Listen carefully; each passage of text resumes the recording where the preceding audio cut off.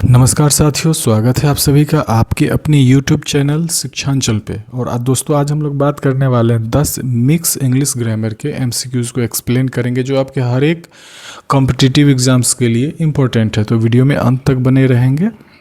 बिना देरी किए शुरू करते हैं आज का पहला क्वेश्चन है by the time the police arrived the thief dash.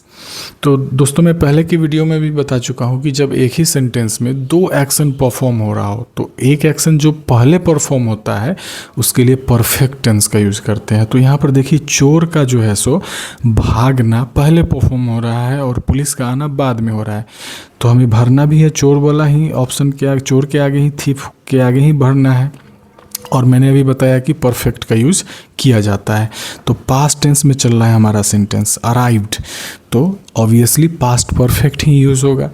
तो ऑप्शन देखते हैं क्या क्या है। हैज़ एक्सेप्ट नहीं होगा, दूसरा है हमारा हैड एक्सेप्ट, यही आपका राइट आंसर हो जाएगा। एस्केप्स नहीं होगा, एस्केप्ड नहीं होगा, ये सिंपल पास्ट में है। बढ़ते हैं अगले क्वेश्चन की तरफ। अगला क्वेश्चन है हमारा neither of the two candidates dash suitable for the job. दोस्तों यहाँ पर नाइदर मतलब दो कैंडिडेट हैं लेकिन दोनों में से कोई एक भी इस जॉब के लिए क्या है, नहीं है, सुटेबल नहीं है, यानी पर्टिकुलरली बात कर रहा है। तो हमारा जो है सो ये सब्जेक्ट वर्ब एग्रीमेंट का क्वेश्चन है दोस्तों। तो यहाँ पर हमारा सिंगुलर वर्ब यूज होगा। और एक बात और ध्यान में रखेंगे, नाइदर आइदर जब शुरुआत में ही हो तो आपका सिंगुलर वर्ब ही यूज होता है।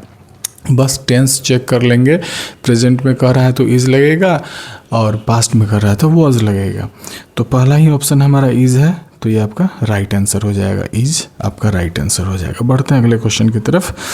अगला क्वेश्चन है हमारा she has been suffering dash fever since Monday. दोस्तों ये क्वेश्चन प्रीपोजिशन से है और कभी भी सेंटेंस में सफरिंग आ जाए तो सफरिंग के साथ फ्रॉम का यूज़ करेंगे, ठीक है। देखते हैं ऑप्शन में क्या क्या है। विथ नहीं होगा, आपका ये गलत हो जाएगा। ऑफ नहीं होगा, फ्रॉम ये आपका सही हो जाएगा। बाई नहीं होगा, तो she has been suffering from fever since Monday. बढ़ते हैं अगले क्वेश्चन की तरफ। अगला क्वेश्चन है if I dash a bird I would fly in the sky. दोस्तों जब भी ऐसी कल्पना की जाए जो वास्तविक ज़िंदगी में संभव ही नहीं है, कहने का मतलब है कि दो इम्पॉसिबल या हाइपोथेटिकल जब कंडीशन आ जाए सेंटेंस में तो वहाँ पर हम वर का ही यूज़ करेंगे। कोई इंसान तो पक्षी हो नहीं सकता है और उड़ भी नहीं सकता है, तो दोनों कंडीशन जो है सो हाइपोथेटिकल कंडीशन है जो कि आम जीवन में नहीं हो सकता है। तो इसके लिए हमेशा ऐसे कंडीशन में वर का यूज़ करेंगे। तो पहला ऑप्शन है हमारा एम नहीं होगा, वॉज नहीं होगा, वर राइट आंसर है, हैव बीन नहीं होगा। देखते हैं अगला क्वेश्चन क्या है। अगला क्वेश्चन है he is dash honest man. दोस्तों यह क्वेश्चन जो है सो आर्टिकल ए एन द से है। और यहाँ पर एक चीज़ ध्यान देने वाली बात है कि अधिकांश लोग इसमें गलती करेंगे। क्वेश्चन बहुत ईजी होता है लेकिन इसमें गलती भी इसी में होता है। क्यों होता है? कई बार क्या होगा, ये जो है सो मैन नहीं दिया रहेगा आपको, ठीक है, मैन नहीं दिया रहेगा, सीधे ही इज़ डैश ऑनेस्ट लिख दिया रहेगा। बच्चे धराधर जो है सो चुन करके लगा भी देंगे, हाँ एन लगा देंगे या जिनको ए लगाना है ए लगा देंगे, वो आपका गलत हो जाएगा। हमेशा ध्यान में रखेंगे कि आपका जो है सो ये जो एडजेक्टिव है इसके आगे एक नाउन होना चाहिए। नाउन को ही तो गिन सकते हैं, ठीक है। तो मैन जो है सो जिसको गिना जा सकता है और ये ऑनेस्ट, तो यहाँ पर आपका जो है सो अ साउंड आ रहा है, ठीक है, अ साउंड आ रहा है, तो वॉवेल साउंड आ रहा है। भले ही एच से शुरू है लेकिन हम इसको अगर प्रोनाउंसिएशन करेंगे तो ऑनेस्ट होता है। तो कभी भी ध्यान रहे कि अ आ ई ए औ अंग अ हिंदी वर्णमाला में जो आता है आपका लेटर, इसका अगर साउंड आए अ आ ई से अंग अह तक तो एन का यूज करेंगे। अगर क ख ग घ से य र ल व तक आए तो ए का यूज होगा, बशर्ते वो काउंटेबल नाउन होना चाहिए। तो चलिए देखते हैं यहाँ पर ऑप्शंस क्या क्या है। हमारा ऑप्शंस में है पहला ए, एक सेकेंड, पहला ऑप्शन है ए नहीं होगा हमारा। दूसरा ये राइट आंसर हो जाएगा, he is an honest man. बाकी आपके ऑप्शंस गलत है। अगला क्वेश्चन है the official letter dash yesterday. तो देखते हैं ऑप्शन क्या क्या है, ऑप्शन से समझेंगे इसको।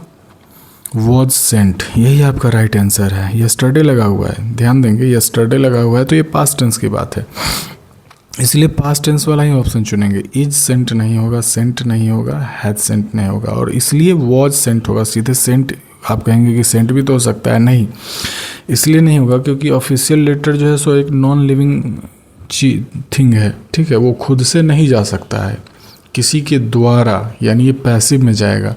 तो जब एक्टिवली परफॉर्म नहीं कर रहा है, पैसिवली जा रहा है, तो हम इसको पैसिव स्ट्रक्चर में सेट करेंगे। तो the official letter was sent yesterday.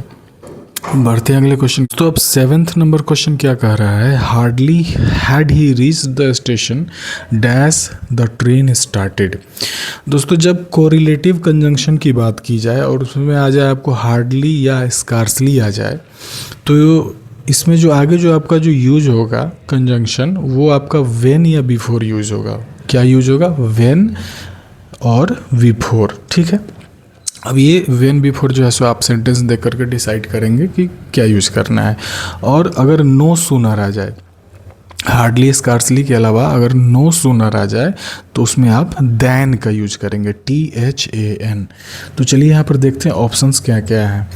दिन तो होगा नहीं, देन होगा नहीं, व्हेन, ठीक है। मैंने अभी बताया कि जब हार्डली या स्कार्सली आ जाए कोरिलेटिव कंजंक्शन के तौर पर, तो आपको क्या यूज करना है, व्हेन का यूज करना है, सिंस होगा नहीं। बढ़ते हैं अगले क्वेश्चन की तरफ। 8 नंबर क्वेश्चन है हमारा, one should keep dash promises, ठीक है। तो ऐसे वाक्य में आप जनरली जो है सो वन का वन अपस्ट्रोफियस लगा करके वंस ही यूज करेंगे, ठीक है। हीज होगा नहीं, हर होगा नहीं, वंस होगा, देयर भी नहीं होगा। चलिए बढ़ते हैं अगले क्वेश्चन की तरफ। 9th नंबर क्वेश्चन हमारा कह रहा है, he is the dash of the two brothers. दोस्तों यह क्वेश्चन डिग्री ऑफ कंपैरिजन का है, और कई दोस्त यहाँ पर जो है सो गलती करेंगे, द को देख करके समझ लेंगे कि ये सुपरलेटिव डिग्री का, नहीं, यहाँ पर दो व्यक्ति से ही कंपेयर किया जा रहा है, एक आदमी का। लेकिन जहाँ पर मतलब पूरे क्लास से कंपेयर किया जा रहा है कि Ram is the dash boy, dash intelligent boy in this class, तो क्लास में कोई मतलब फिक्स नंबर बता नहीं रहा है वहाँ पर, लेकिन ये बता रहा है कि क्लास में सबसे जो इंटेलिजेंट लड़का जो है सो राम है, तो वहाँ पर सुपरलेटिव डिग्री का यूज़ करेंगे। लेकिन यहाँ पर बस दो भाइयों से या दो लड़कों से जो है सो कंपेयर किया जा रहा है कि ये दोनों लड़के से, ये दोनों भाइयों से ये लड़का जो है सो लंबा है, तो ये आपका कंपैरेटिव डिग्री हो जाएगा, ठीक है। तो ये हम यहाँ पर जो ऑप्शन देख लेते हैं क्या क्या है। पहला टॉल नहीं होगा, टॉलर हो जाएगा। He is the taller of the two brothers. बढ़ते हैं आज के अंतिम क्वेश्चन की तरफ। 10th नंबर क्वेश्चन है हमारा, find the correct synonym for the word abundant, ठीक है। एबंडेंट का मतलब दोस्तों होता है मतलब भरा पूरा, सिनोनिम का मतलब होता है समानार्थी, मतलब इसी से मिलता जुलता जो शब्द खोजना होता है, और ये आपके कॉम्पिटिटिव एग्ज़ाम, लगभग कॉम्पिटिटिव एग्ज़ाम में रहता है।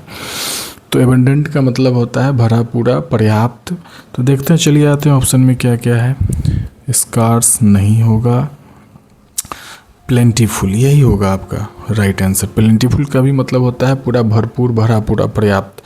और रेयर का तो मुश्किल होता है, लिमिटेड तो सीमित होता है। तो फाइनली हम लोगों का ये 10 क्वेश्चंस कंप्लीट हो गए, और उम्मीद करते हैं कि आपको आज का वीडियो पसंद आया हो तो लाइक ज़रूर करें, शेयर करें, और चैनल पर नए हैं तो सब्सक्राइब ज़रूर करें, जिससे मैं मोटिवेट होकर के और इसी तरह की वीडियोज़ आपके लिए बनाता रहूं। मिलते हैं सभी से अगले वीडियो में।